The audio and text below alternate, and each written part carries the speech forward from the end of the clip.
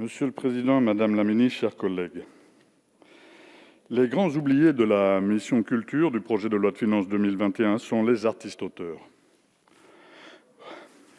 Or, la crise sanitaire traversée par notre pays agit comme un révélateur et un accélérateur des difficultés rencontrées par nos créatrices et nos créateurs. La fermeture des lieux de diffusion et de création a entraîné une dégradation sans précédent de leur situation économique. Rappelons que cette situation de précarité grandissante, chiffrée et documentée par le rapport Racine, remis rue de Valois en janvier 2020, n'est pas nouvelle. Au nombre d'environ 270 000 en France, une majorité d'artistes-auteurs vit en dessous du seuil de pauvreté. Beaucoup d'entre eux doivent conjuguer leur travail artistique avec un métier alimentaire. Tous sont confrontés aux aléas de revenus incertains. Ce constat alarmant relève de deux raisons principales. D'abord, parce que les artistes-auteurs ne sont pas considérés et traités comme une catégorie professionnelle à part entière par le ministère de la Culture. Ensuite, parce qu'ils sont dépendants financièrement des systèmes de production et de diffusion marchands. Il y a donc urgence à élaborer des politiques publiques spécifiquement tournées vers une amélioration du statut des artistes-auteurs dans notre pays. Les créatrices et les créateurs exigent de nous des mesures fortes, rapides et adaptées à leurs revendications. C'est la raison pour laquelle j'ai déposé la semaine dernière une proposition de loi visant à la création d'un centre national des artistes-auteurs. Je souhaite utiliser mon temps de parole à cette tribune aujourd'hui pour détailler le dispositif prévu par mon texte. Ce conseil, le CNAA, gérerait un observatoire qui mettrait en œuvre le suivi statistique et qualitatif des différents métiers des artistes-auteurs. L'objectif serait pour les pouvoirs publics de mieux connaître la population des artistes-auteurs dans leur globalité et leurs particularités professionnelles. Le centre assurerait la publication d'un travail informatif regroupant l'ensemble des règles relatives aux artistes-auteurs, mais aussi les opportunités les concernant, les appels d'offres, les prix notamment.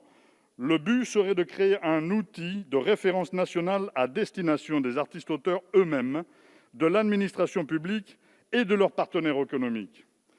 Le CNAA serait aussi un lieu de médiation pour dénouer les litiges entre artistes-auteurs et les acteurs de l'aval, les diffuseurs, les éditeurs, les producteurs.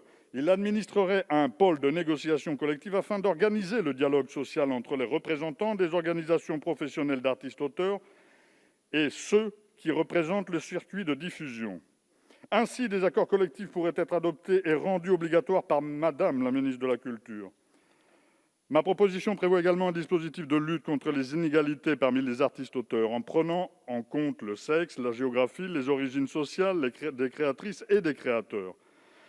Concernant les aides en direction des artistes gérés par le CNAA, je prévois deux types de dispositifs. D'abord, un fonds de soutien à la création artistique qui ne serait pas organisé en silo, comme aujourd'hui, mais de manière globale, en prenant en compte l'ensemble de la population professionnelle des artistes-auteurs. Ma volonté est d'augmenter considérablement la part des aides à la création dans les aides déployées par le ministère de la Culture. Ensuite, le CNAA permettrait de mettre en place un fonds d'aide d'urgence en direction des artistes-auteurs pour endiguer les effets de la crise sanitaire qui auront des répercussions pendant plusieurs années. Ici serait créé le guichet unique que les artistes-auteurs appellent de leurs vœux, permettant de maintenir leur activité économique et de survivre. Chers collègues, il ne saurait y avoir de diffusion artistique sans artiste-auteur pour lui donner un sens. Notre responsabilité de décideurs politiques nous oblige à répondre aux cris d'alerte de celles et ceux qui créent et participent amplement à l'émancipation de chacune et chacun par la culture. La constitution d'un centre national des artistes-auteurs constitue la première étape indispensable à une meilleure considération de nos créatrices et créateurs. J'appelle l'ensemble de la représentation nationale à se pencher sur ma proposition de loi et à voter en faveur de l'amendement que je défendrai tout à l'heure, permettant d'ouvrir une ligne budgétaire nécessaire à la mise en œuvre de ce dispositif. J'appelle également le Gouvernement à se saisir de mes propositions qui émanent d'un travail collaboratif avec bon nombre de professionnels de la création.